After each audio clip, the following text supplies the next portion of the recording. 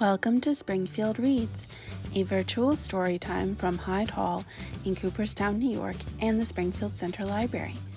Today, Colin from Hyde Hall will read Jump at the Sun, the true life tale of unstoppable storycatcher Zora Neale Hurston by Alicia Williams, and Hannah from the Springfield Library will read A Home in the Woods by Eliza Wheeler. We hope you enjoyed these stories. Hi, I'm Hannah Convier. I'm the librarian here at Springfield, and I have a book to share with you. This book is called Home in the Woods by Eliza Wheeler. Here we have a little map of all the different places that the children in this book will visit.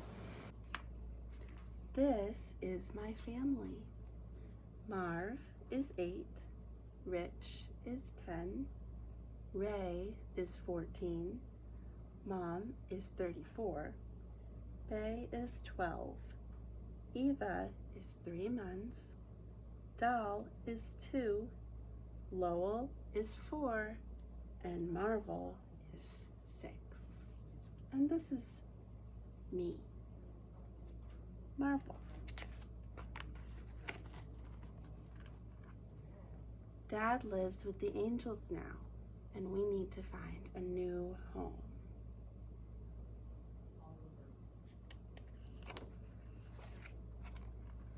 Summer. Deep in these woods, we find a shack, all wrapped in tar paper. It's hot outside, but the shack looks cold and empty, like I feel inside.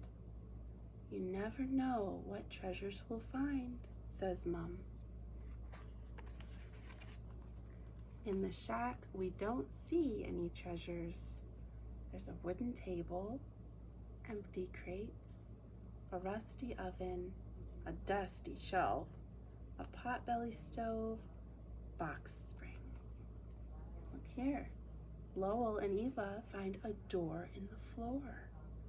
Below is a root cellar filled with old glass jars, a tin pail, a pile of rags, and a pitcher pump that goes up and down, and out comes a stream of cool, clear water. This place will do fine, says my big brother Ray, but it doesn't seem like much of a home to me. Outside, the ground is a blanket of rotting leaves. Dal and Bay dig underneath to find soft, dark, rich soil. The seeds from our old garden can go here, says Bay. When the crystal rains fall, our seeds slowly take root.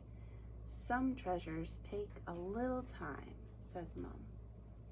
The songs of happy frogs echo through the trees.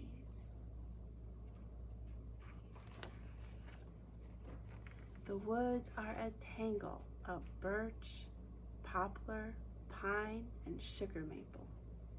Marv finds the secret paths of white-tailed deer woven all around.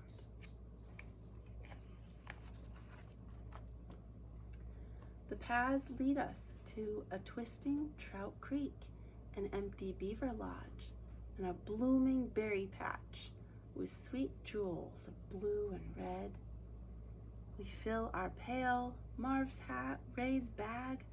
Lowell fills his empty belly. Our laughter echoes through the trees.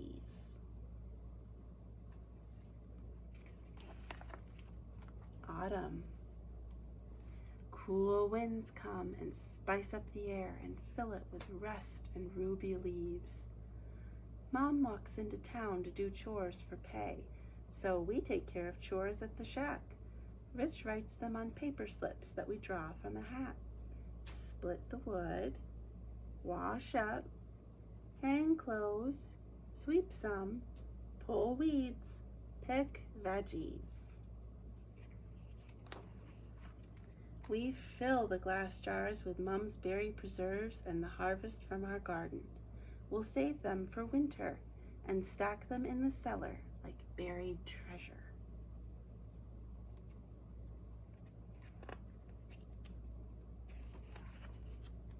When we need more supplies, we head to Bennett's General Store. The windows are full of marvelous things. Catalog dresses, pearly sweets, shiny tools, wind-up toys. But Mom's chore money can only buy some basics. Baking flour, soap flakes, lamp oil. We say nothing at all on the long walk home. Back at the shack, we invent a new game, General Store. We can buy anything we want. Rich is the banker. Marv pumps gas. Bay sells fine hats. Lowell is the jeweler. I display mud sweets. Our laughter echoes through the trees once again. Winter. The days are dark and bitter winds blow. Ray and Marv trek out to hunt for food.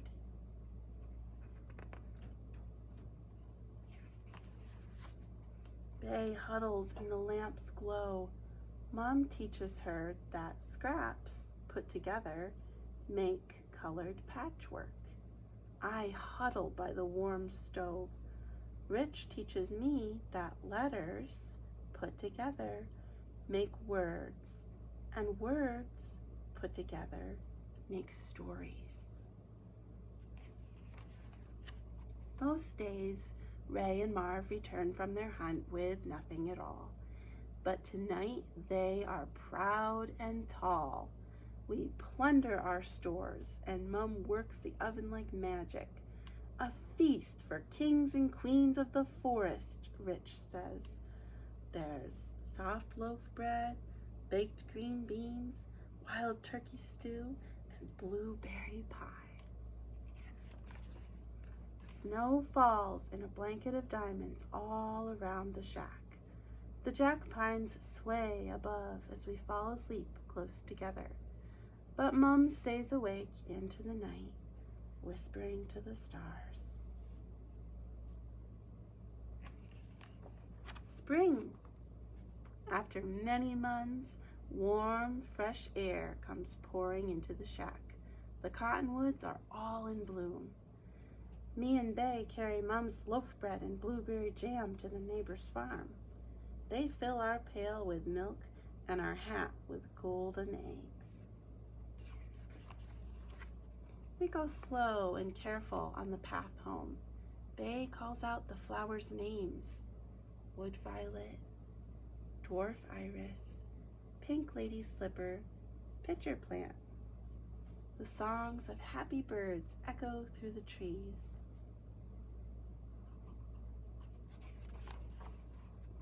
Here in these woods, I find my brothers, my sisters, our Mum, and me, Marvel.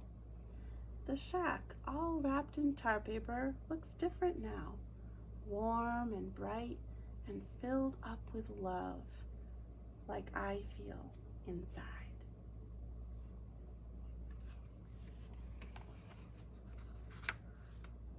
This is the author's note because this was based on a true story. So let's read about what really happened. In the fall of 1932, during the Great Depression, when my grandma Marvel was 6, her family was evicted from their home in Bennett, a small town in northern Wisconsin. Her father, a munitions factory worker, began moving their belongings into an abandoned tar paper shack deep in the woods. But he died of cancer before being able to spend a single night there. His wife, Clara, the 34-year-old daughter of a Norwegian immigrant, was left to care for their 8 children, ages 3 months to 14 years old. With a little aid from the mother's pension and FDR program, and some janitorial work, they learned to survive mainly by growing vegetables, picking berries. She canned 40 quarts of blueberries each year, fishing for trout, and hunting squirrel, rabbit, and deer. Neighbors also shared in any ways they could during those lean times. My grandma's family lived in the shack for about 5 years. I grew up hearing stories of that time from my grandma Marvel, how her mother was able to make delicious food out of whatever they had, how they had to come up with their own games since they had no toys. My grandma wants you to know that their favorite game, called General Store in this book, was really called That Game. There were stories of below 0-degree winters made especially harsh by the weather coming off of Lake Superior. My great-uncle Lowell recalled cutting firewood inside the shack on those days in order to continually feed the stove. What an incredibly hard time it must have been, and yet they recall the memories from those years as some of their best. They all had purpose and found inventive ways to work together and make it fun. At the time of this writing, 4 of the 8 siblings are still with us. Eva, who is 87, Lowell, who was 91, Marvel, who was 93, and Rich, who was 97. This book is inspired not only by the stories from their childhood, but by the entire generation that experienced the Great Depression. They will soon be gone, and if we haven't yet collected their stories, the time is now. The end. Thanks for listening to this story. Hi there, I'm Colin Havener, and I'm the Events and Education Manager at Hyde Hall. And today, I'm going to be reading to you Jump at the Sun, the true life tale of an unstoppable story catcher, Zora Neale Hurston, by Alicia D. Williams, new honoree, and illustrated by Jacqueline Alicante.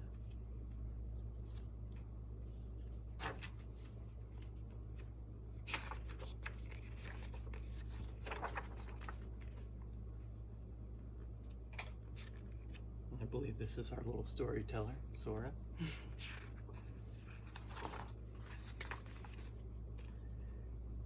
In a town called Eatonville, a place where magnolias smelled even prettier than they looked, oranges were as sweet as they were plump, and the people just plain old get along, lived a girl who was attracted to tails, like mosquitoes to skin. Zora was her name.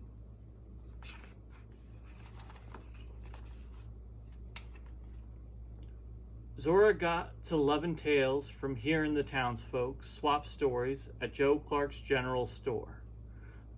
Oftentimes, Mama sent her over to fetch a little sugar or salt, and Zora would stall, make a 10-minute errand, an hour, just to overhear tales like how that trickster Brer Rabbit always got the best of Brer Fox. Only thing pulled her away was Mama calling. Zora, if you don't come here, you better. Let me tell you all how to come. We gotta squinch owls, you know. Old master had a maid, sister that never been married. That's the reason the dog is mad with the rabbit. Now, 'cause he fooled the dog. Y'all been telling and lying about these varmints, but you ain't yet spoke about the high chief boss of all the world, which is the lion. When there were no errands to run and Zora couldn't get an earful of tales, she'd make up her own. She'd fashion dolls from scraps she found. A loose doorknob became a reverend door knob, and the do not touch pears scented soap was carved into Mr. Sweet Smell. Ears of corn were hewed into Miss Corn, Chuck and Miss Corn Cob, and Zora had stories to tell, and stories needed characters. So here's Mr. and Mrs. Cobb. Here's like a little potato character, Corn Chuck. And when Mama sent Zora and her stories out of the house, Zora perched herself atop their gatepost, calling out to travelers, "Don't you want me to go to a piece of the way with you?" If a car stopped, Zora climbed right in. She'd have these people laughing like she was storytelling on Joe Clark's porch herself. Then half a mile or so later, she'd hop out and stroll on home. So there's Zora catching a ride in the car.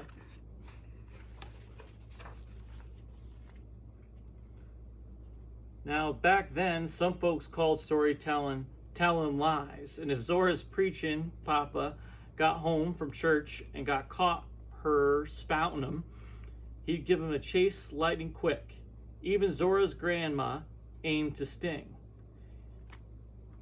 her backside, but never could, not with Mama's arms stretched wide as the limbs. Truth was, Mama approved of Zora's storytelling. She didn't fancy the idea of her children trilling land, so she encouraged Zora to jump to the sun. You might not land on the sun, but at least you'd get off the ground. I just love the way that the talk. Well, fact is, Zora clung to those words tighter than Brer Fox would have clung to Brer Rabbit.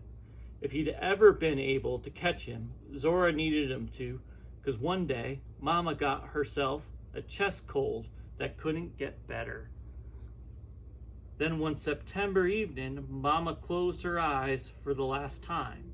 Zora and her sister and brothers were so sobbing-hearted that even the house seemed to mourn. 2 days later, Zora's only sister and older brother headed back to school. Papa was already on the road preaching. His boys seemed manageable, but his tale-telling girl was too much for him to worry about. So 2 weeks after the funeral, he shipped Zora off to Florida Baptist Academy boarding school.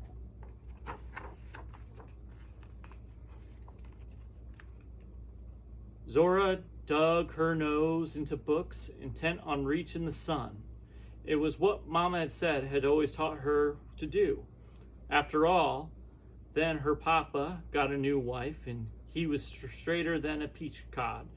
Zora's stepmother tidified their money.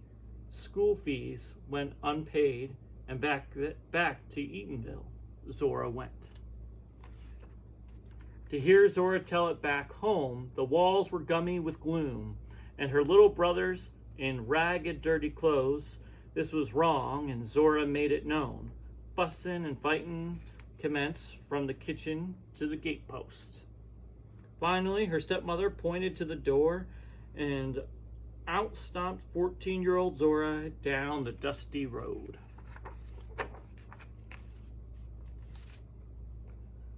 Though friends spared a pallet for sleeping, there wasn't time for Zora to be pondering the capers of Brer Rabbit.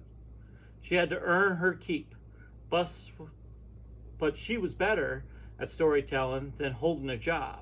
She was fired from a maid job, from reading the employees' books.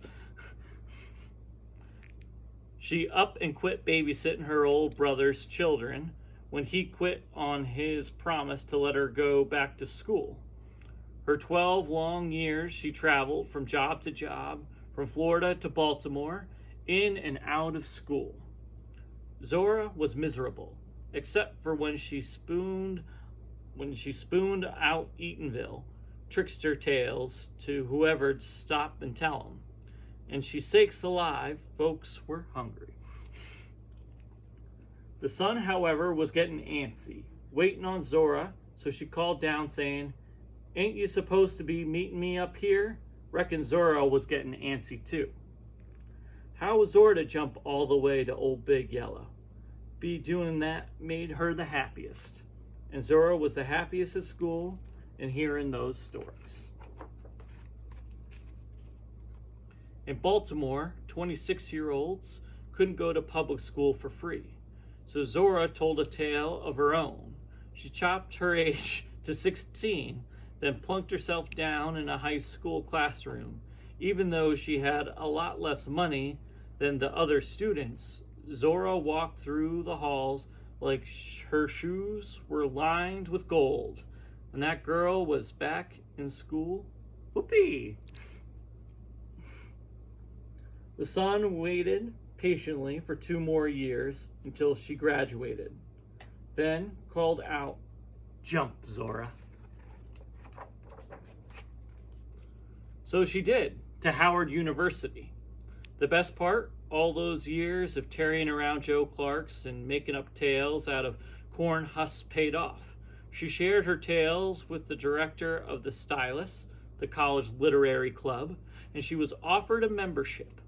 Zora not only wrote for the magazine, but the door opened to other events where she met successful writers like W.E.B. Du Bois, who wrote a book she loved, The Souls of the Black Folk. Soon she got to thinking, I want to be a famous author too. So Zora jumped again. She got herself a typewriter and her fingers got to tapping. And all her Eatonville memories poured into them pages. One of her stories was even about a little girl sitting atop a gatepost. Though Zora loved her schooling, she found she loved writing more. And at the time, new writers who wanted to get published went to one place. So in January 1925, Zora made her way to New York City. As in Eatonville, folks welcomed her. During the day, she listened to the book discussions at the library or lectures at the YMCA.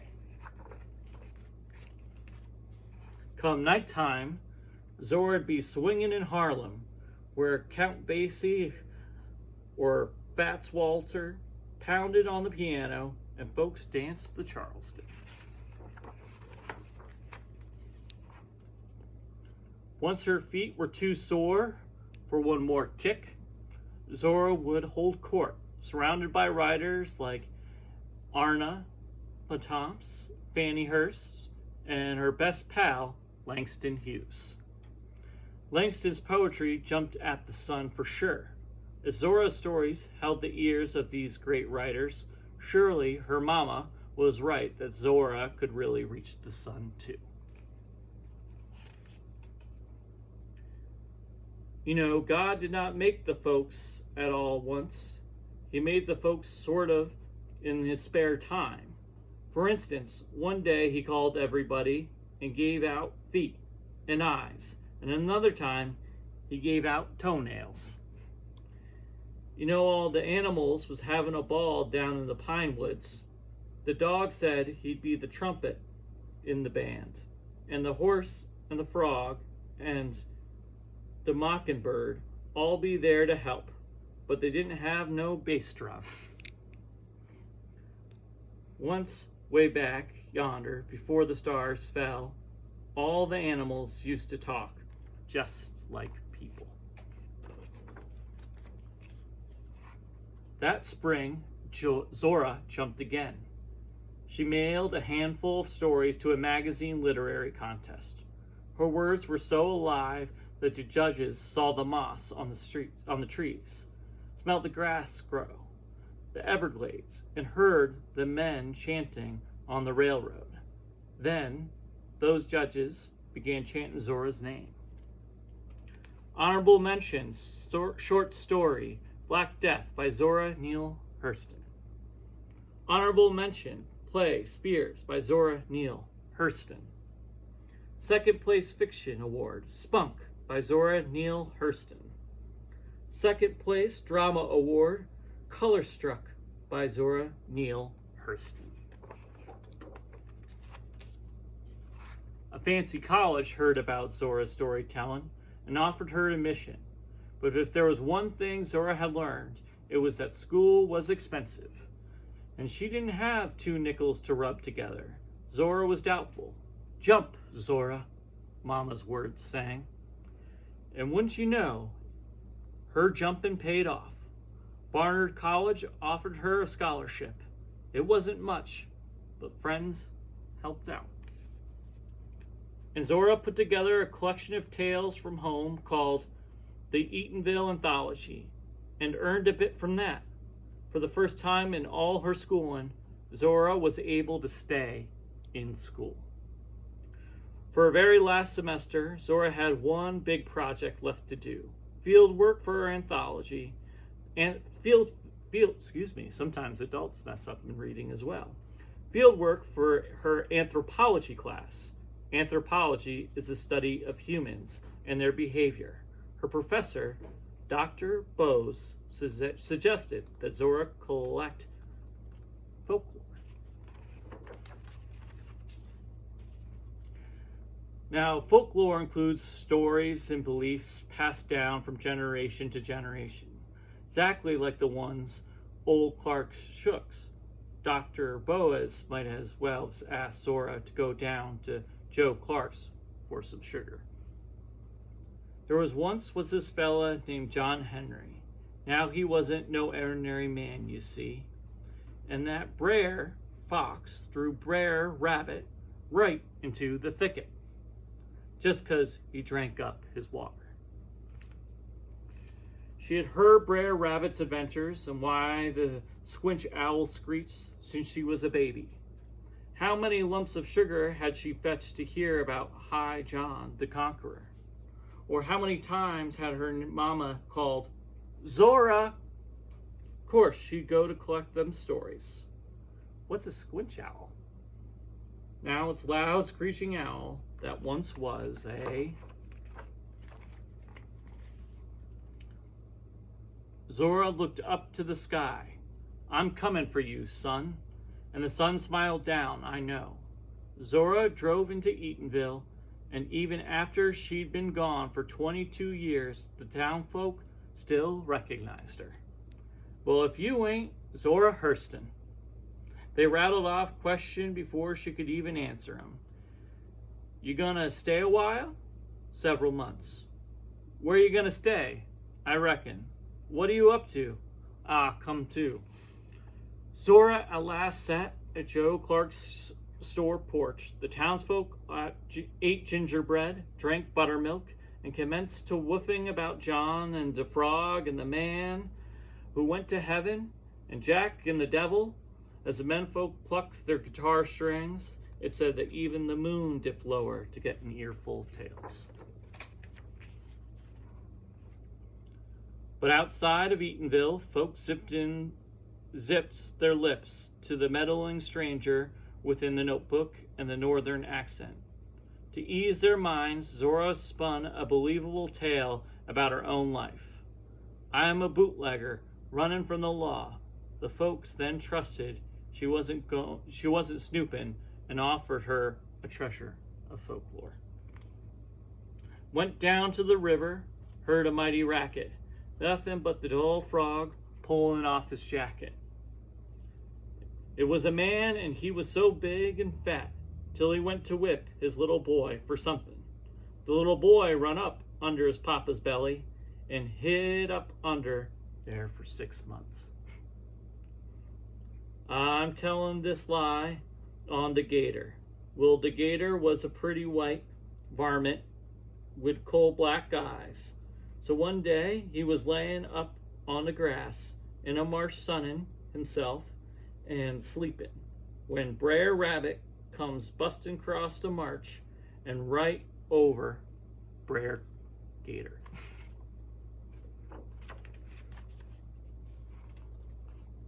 Zora's college project became one of her biggest jumps. Even after she graduated, she didn't stop collecting tales. She trickled all the way from Alabama to New Orleans to Haiti and the Bahamas, gathering as much folklore as leopard has spots. And then she stopped jumping long enough to take her notebooks and tapes and find herself a home in Edgale, Florida.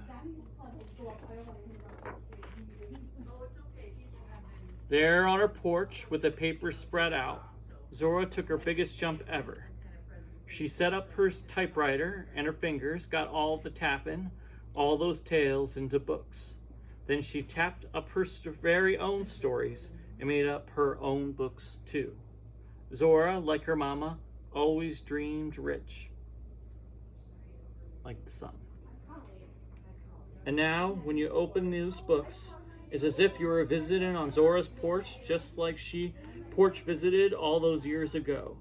She'd offer you a chair and filled you full of high John to Conqueror tales, or told you the talking mule lie she got from the Florida railroad workers.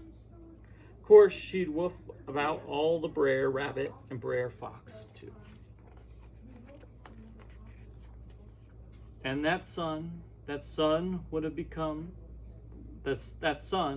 beamed down, mightily pleased, just a listening.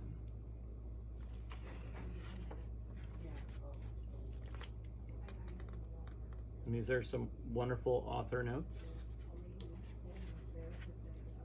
of our friend Zora Neale Hurston, Jump to the Sun. Thanks for joining us.